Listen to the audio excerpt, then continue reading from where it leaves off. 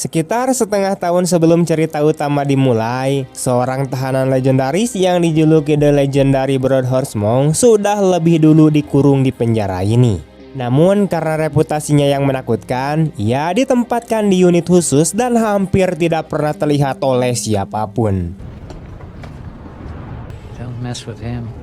Not even the screws. Apparently he killed 23 men with his bare hand. Pada waktu yang berbeda, Danny Meehan, yaitu mantan kapten tim nasional Inggris yang dulu dikenal sebagai The Bone Crusher, menjalani hidup yang berantakan setelah pensiun. Rasa bosan dan kesombongan membawanya pada keputusan gila, yaitu menyetir sambil menegak whisky langsung dari botolnya.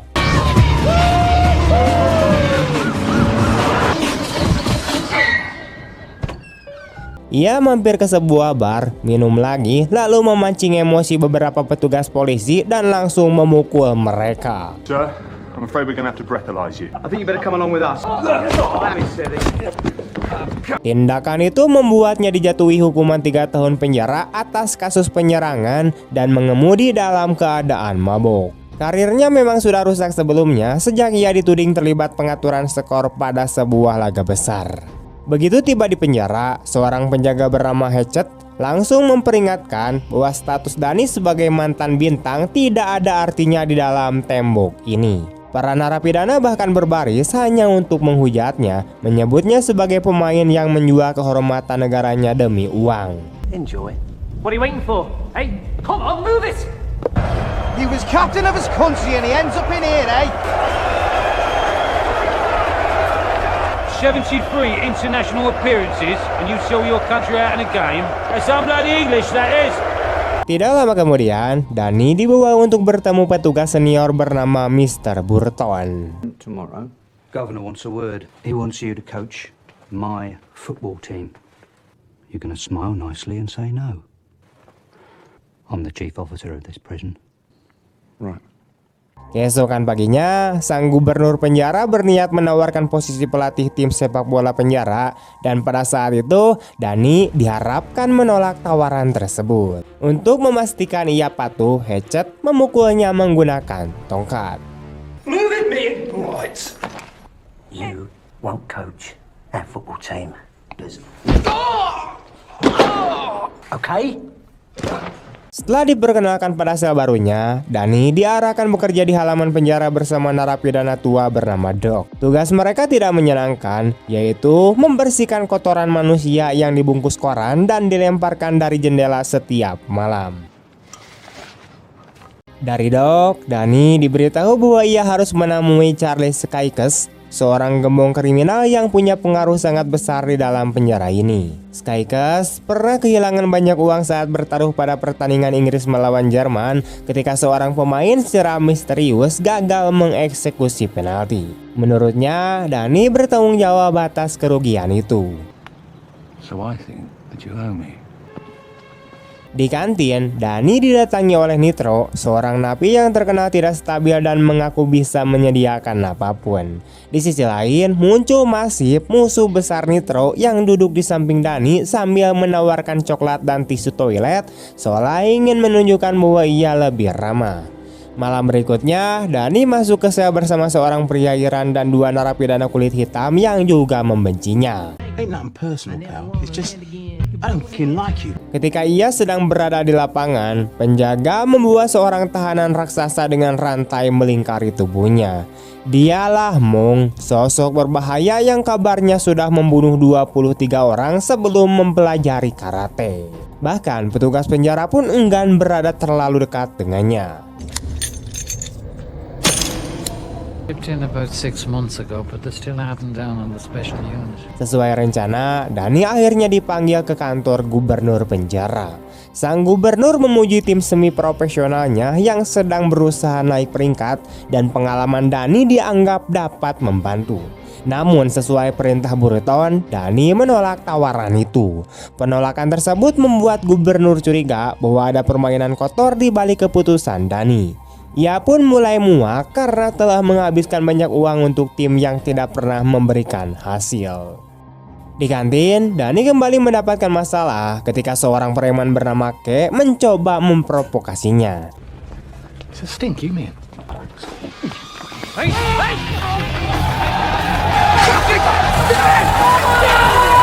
Insiden itu dihentikan oleh petugas, tetapi Burton malah menyemprotkan gas merica ke wajah Dani dan memasukkannya ke sel isolasi.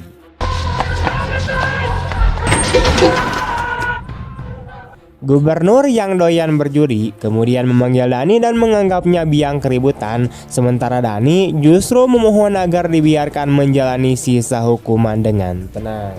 Masif kemudian diam-diam mengantarkan makanan untuk Dani sambil membuat sebuah ide, yaitu mengadakan pertandingan sepak bola antar penghuni penjara dan para penjaga. Pertandingan itu bisa dianggap sebagai latihan bagi penjaga, menguntungkan Burton dan Gubernur sekaligus. Nitro yang mendengarnya malah membanggakan diri bahwa ia bisa menjadi pemain profesional jika saja tidak lebih tertarik membuat bom. Di sisi lain, sang gubernur baru saja kehilangan 5.000 pon akibat kalah taruhan. Sementara itu, Hatchet kembali menyakiti Masif karena dianggap berhubungan baik dengan Dani. Yeah, my sights. Dani meminta agar anak buah Skykes dimasukkan ke tim, tetapi Skykes tidak mengizinkannya. Di tengah situasi itu, muncul seorang penggemar berat Dani bernama Bluty yang memakai jersey bernomor punggung miliknya. Ia memohon agar Dani mengajarinya trik-trik sepak bola. Dani semakin memahami dinamika yang terjadi di penjara. Doc menjelaskan bahwa Skykes rutin memberikan informasi taruhan kepada gubernur. Sebagai balasan, Skykes diberi fasilitas surat kabar, walau setiap lembarnya sudah direndam cairan asam sebagai bagian dari transaksi barang terlarang. He's actually smuggling Sykes drugs in for him. W for win. Pada waktu yang sama, Nitro menjadi informan dan ingin dipindahkan ke penjara lain sebagai imbalan. Dani tanpa sengaja mendengar percakapan itu. Ketika Masif kembali disiksa oleh Hatchet, Dani turun tangan dan membelanya. Oh look, a monkey learning new tricks. Listen, man.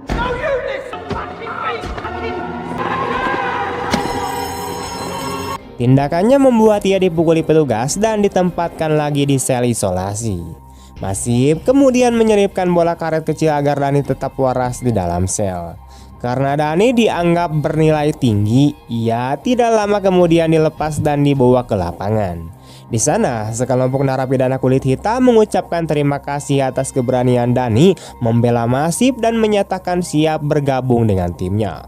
Dani dan Masif lalu mulai menilai kemampuan para pemain.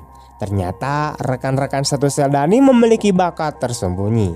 Anak buah Skykes yang berasal dari Skotlandia juga ingin bergabung, tetapi terhalang restu dari bosnya. I was only saying.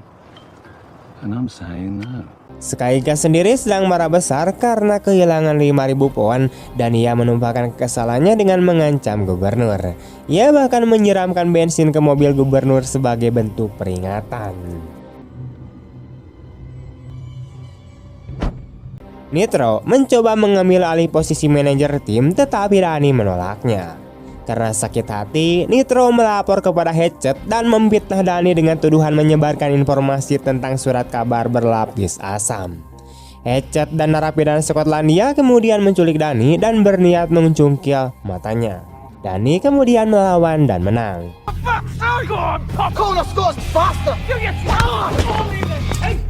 Namun ketika para penjaga datang, ia tidak menyebut satu nama pun, sehingga para narapidana mulai melihat bahwa Dani bukan tipe orang yang suka mengadu.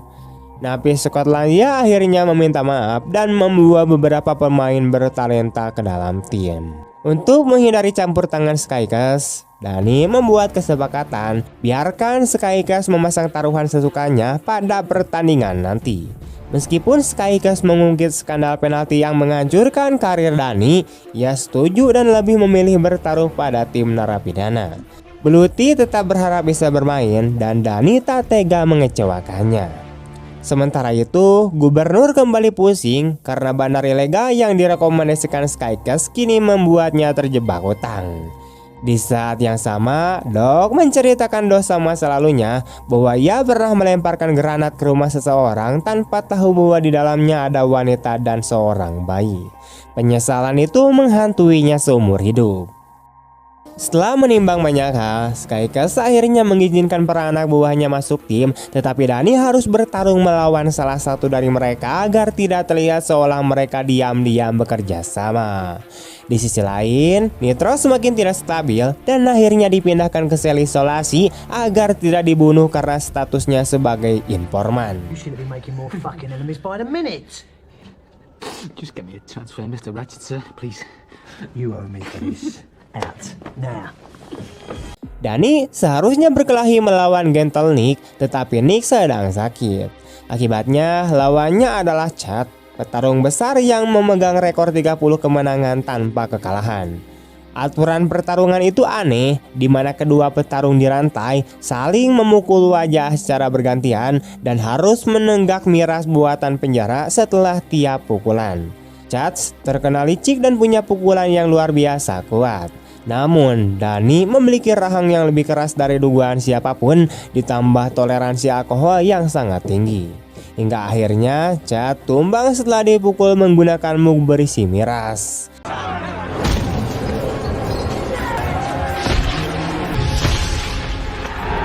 Itulah titik ketika Skycast benar-benar mendukung Dani.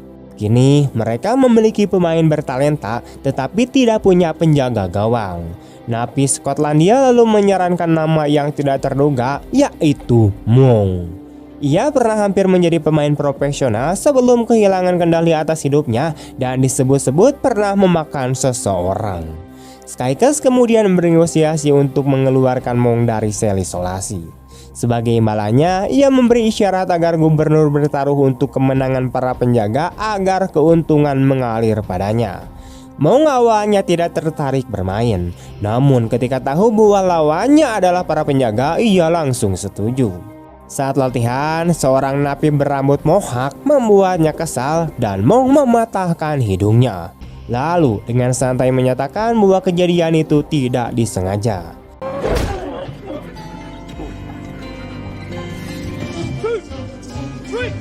Dani kemudian memperingatkan Burton bahwa tim narapidana siap memberikan perlawanan sengit. Para penghuni penjara dan para penjaga mulai berlatih keras mempersiapkan diri menghadapi pertandingan besar itu. Di akhir masa persiapan, Skycast mengingatkan Dani bahwa banyak uang dipertaruhkan dan tim narapidana harus memenangkan pertandingan tersebut. Para pemain seperti Scottman, Mong, dan Bluty mulai mengajarkan serangkaian gerakan kotor yang dapat digunakan untuk menghadapi para penjaga. Bluty secara sukarela menjadi penguji gerakan tersebut tanpa menyadari bahwa totalnya ada 23 gerakan.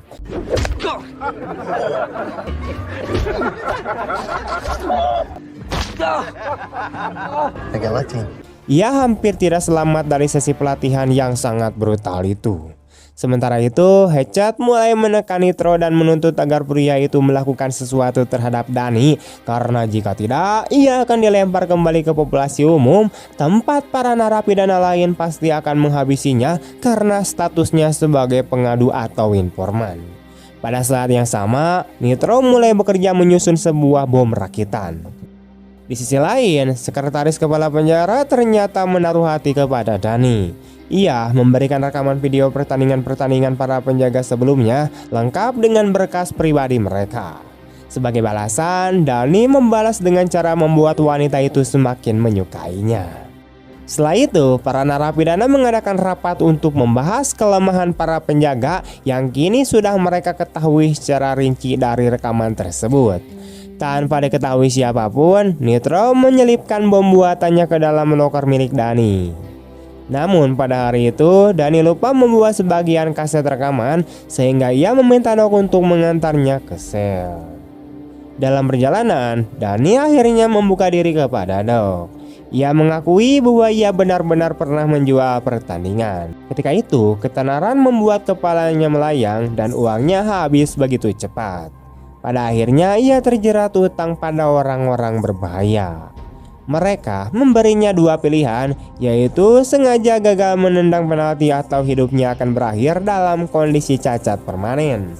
Tepat setelah pengakuan itu, sebuah ledakan mengguncang seluruh penjara. Hatchet lalu menyerahkan berkas pemindahan kepada Nitro, membuat pria itu mengira dirinya akan dipindahkan ke penjara yang lebih baik. Padahal ia justru dikirim ke bangsa psikiatri penjara dan tidak akan pernah kembali lagi.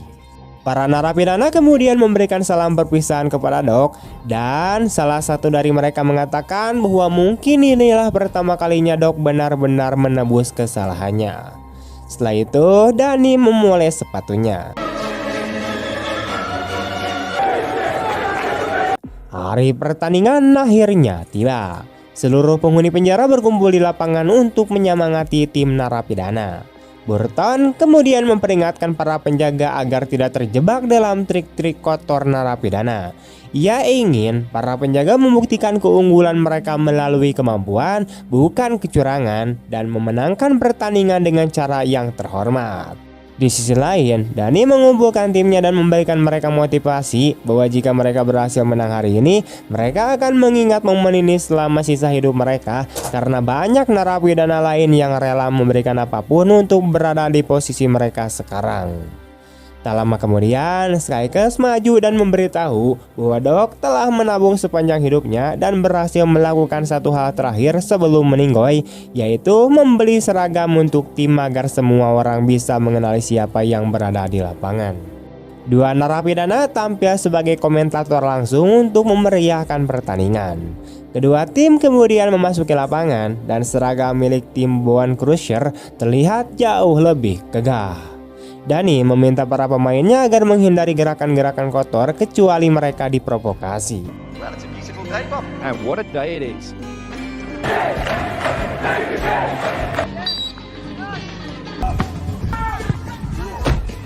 Namun begitu peluit ditiup, kedua tim langsung berubah menjadi sangat brutal. Para penjaga menjadi yang pertama mengancam gawang lawan. Dalam serangan balik cepat, kepala keamanan menjatuhkan Danny menggunakan sliding alat pemain Tarkam. Tak lama kemudian, ia menendang bola tepat ke arah selangkangan Hatchet melalui tendangan bebas yang sangat terarah. Pada satu titik, Mong bahkan lupa gawang mana yang ia jaga dan justru berlari menuju gawang lawan, namun tidak ada yang berani menghentikannya. Para pemain saling menyeret satu sama lain, saling menembak, dan segala bentuk kekacauan terjadi di mana-mana. Ketika tendangan bebas dilakukan, bola memantul ke arah gawang Mong. Sejenak, makhluk besar itu seolah masuk ke dalam dunia imajinasinya sendiri dan membayangkan dirinya mengamuk habis-habisan dan menghabisi seluruh penjaga.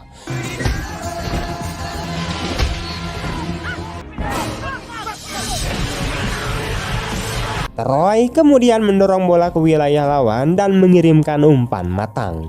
Sang pemain Iran mencoba tendangan salto andalannya namun gagal. Danny kemudian menyambut bola tersebut dan mencetak gol pertama untuk timnya.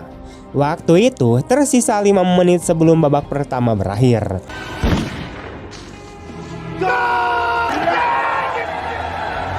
Mong terus berlari-larian seperti pemain lapangan biasa. Pada satu titik, pertandingan berubah menjadi perkelahian massal tanpa aturan, semuanya melawan semua.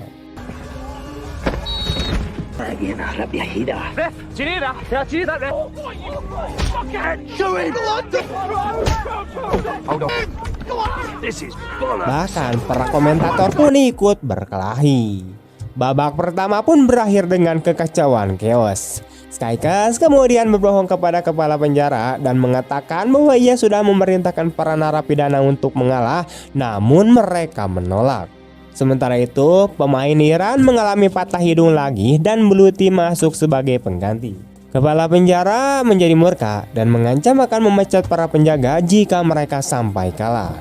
Ia kemudian mendatangi Danny dan mencoba memerasnya. Ia mengklaim bahwa Nitro telah mengaku bahwa bom tersebut adalah perintah Danny dan bahwa Danny sengaja menyuruh Doc ke sel tempat ia akhirnya meninggoy, sehingga Danny dianggap sebagai kaki tangan pembunuhan yang bisa menambah hukuman 20 tahun. Kepala penjara pun menyarankan agar tim narapidana sebaiknya tidak menang. Pada babak kedua, Danny mulai melakukan banyak kesalahan saat bertahan. Ia kehilangan bola berkali-kali dan mengabaikan rekan-rekan yang sudah berdiri bebas. Mong kembali masuk ke mode mengamuk dan melakukan penyelamatan demi penyelamatan melalui lompatan dan putaran yang tidak masuk akal. Kekacauan perkelahian di lapangan juga terus berlangsung. Bluti kembali menunjukkan betapa tidak bergunanya ia sebagai pemain. Ia terus kehilangan bola dan bahkan gagal mencetak gol dari jarak yang sangat dekat yang seharusnya sangat mudah.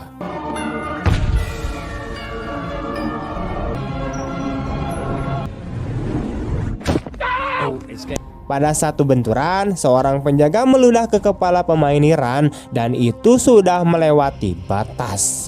Sang pemain langsung memukul wajah penjaga tersebut dan mendapat kartu merah. Tim narapidana kini bermain dengan kekurangan satu pemain. Mong harus bekerja lebih keras lagi meskipun setidaknya ia tidak lagi berlari terlalu jauh dari gawang. Troy kembali melakukan kerja keras dan mengirimkan umpan sempurna kepada Ketchup yang kemudian mengeksekusi bola dengan sangat baik hingga tidak bisa dihentikan penjaga gawang. Skor berubah menjadi 2-0 untuk keunggulan narapidana. Namun Mong menjadi terlalu percaya diri dan mulai mempertontonkan aksi menggiring bola dekat kotak penalti. Para penjaga menghukum kesombongan itu dan mencetak gol balasan sehingga selisih skor menyempit menjadi 1 gol. Semua orang terkejut ketika Mong mengakui bahwa itu murni kesalahannya. Tendangan berikutnya hampir menembus gawang lagi. Tim narapidana kemudian mulai runtuh. Dani tampil paling buruk. Ia kemudian berpura-pura cedera dan terjatuh. Masif juga terpukul karena tidak menyangka kapten mereka akan menyerah seperti itu. Namun tidak ada pemain cadangan sehingga kini 11 penjaga menghadapi 9 narapidana. Skor akhirnya menjadi imbang 2-2. Dani berubah pikiran dan kembali masuk dengan tekad untuk memenangkan pertandingan, tetapi rekan setimnya sudah tidak mempercayainya lagi. Troy bahkan menolak memberikan umpan. Dalam serangan berikutnya, Dani harus berjuang sendirian dan berlari melintas lapangan. Di saat bersamaan, Mong sekali lagi memeriksa bagian selangkangan headset, memastikan rasa sakit itu tetap ada. Bola kemudian meluncur ke arah gawang para penjaga, namun gol itu dianulir karena cedera yang dialami headset sebelumnya. Wasit malah memberikan tendangan bebas untuk para penjaga. Sang penjaga gila di gawang menangani bola itu dengan sangat baik dan bola mendarat di tengah lapangan, hanya menyisakan Dani dan satu pemain bertahan lawan. Dani melewati pemain itu dan berhadapan 1 lawan 1 dengan penjaga gawang. Penjaga gawang menjatuhkannya, tetapi Dani kembali berdiri dengan bola tepat di ujung kotak penalti. Alih-alih mengeksekusinya sendiri, ia mengumpankan bola tersebut kepada Bluti yang terkenal ceroboh.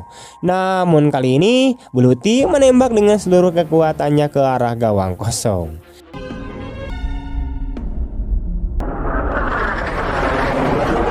Tim narapidana kembali unggul hanya beberapa detik sebelum peluit panjang dibunyikan. Mereka akhirnya memenangkan pertandingan. Kepala penjara langsung menghampiri Dani dan berjanji akan menghancurkan hidupnya, tetapi Burton maju untuk membela Dani dan berterima kasih atas pertandingan yang luar biasa. Tepat pada saat itu, mobil gubernur penjara meledak, di mana itu adalah sebuah pesan kecil dari Bandar Taruhan. Tamat. Oke teman-teman, sekian dulu untuk video hari ini. Bagaimana tanggapan kalian tentang film ini? Tulis di kolom komentar. Dan jika kalian suka dengan video ini, jangan lupa untuk di komen, share kemanapun kalian suka. Terima kasih banyak telah menonton sampai akhir. See you next time and bye-bye.